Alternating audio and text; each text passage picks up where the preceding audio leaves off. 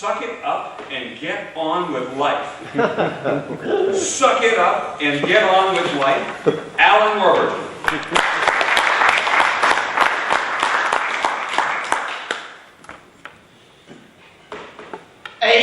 ALS, amyotrophic lateral sclerosis, sometimes known as Lou Gehrig's disease, is a cruel and insidious illness.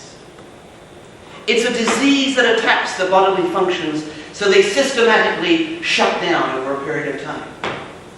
It is a disease also that allows the mind to continue working as normal. So the poor individual suffering from ALS gets trapped in this body, this useless frame, until death, which usually takes place 2 to 3 years after the onset of the disease, comes almost as a welcome relief. There is no known cause, there is no known cure. The landscape around ALS is bleak and dark. Mr. Contest Chair, fellow Toastmasters, ladies and gentlemen. And yet, there is a bright light shining in all this darkness of ALS. It's a light of hope. It's a light of inspiration.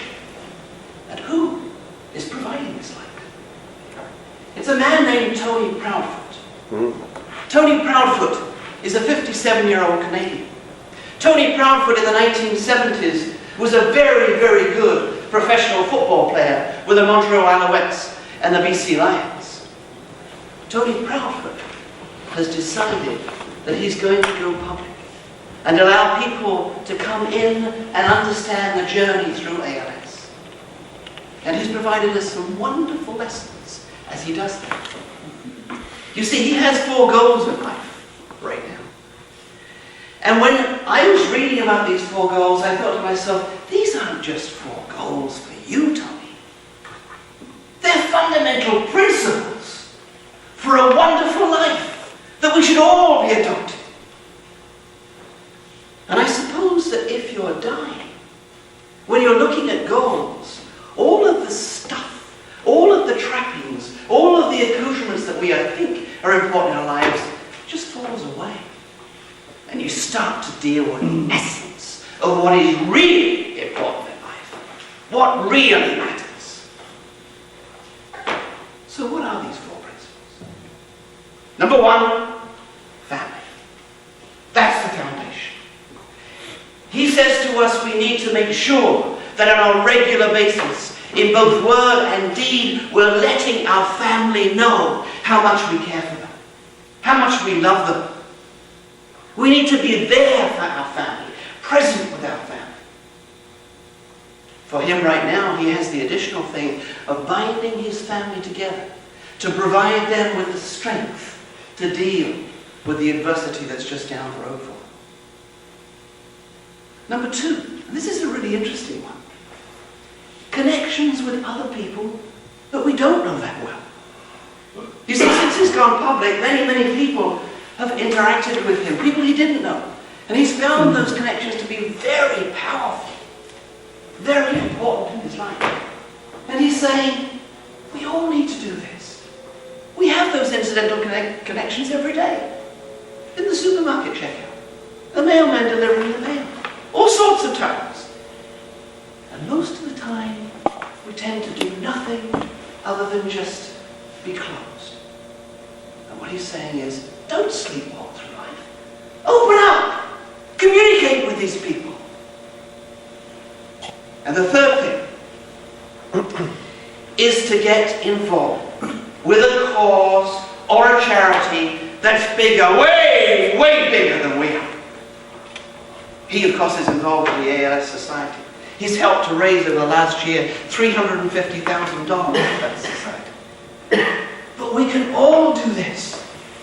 We can all learn how to just step forward and serve. To give and not expect something coming back. Because when we do that, the sense of joy and contentment is stronger and deeper than at any other time. Perhaps Mahatma Gandhi said it best when he said, the best way to find yourself is to lose yourself in the service of others. Lose yourself in the service of others. And the final one, the one that he was known so well for as a football player, is his whole thing about never letting anybody get away with stuff.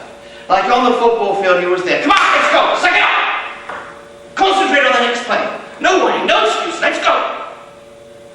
And he's still there.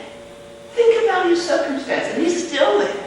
He's still saying, no whining, no complaining, no sniveling, no blaming who was so good at that in our society. None of that. It's of no value. It doesn't help us in any way. No. He says, when adversity comes, and it will, and it sure come for him. What do you say? What does he say? Suck it up and get on with life. Suck it up. Now, when you think about those four principles, family, connecting with others, getting involved in a cause that's bigger than yourself, and your whole attitude to life, with those four things, do they have anything to do with money? No. Do they have anything to do with status? No. Do they have anything to do with material gain? Absolutely not. Anybody, anywhere, can do these four things. That's the power of his message. Ladies and gentlemen, Tony Proudfoot is dying.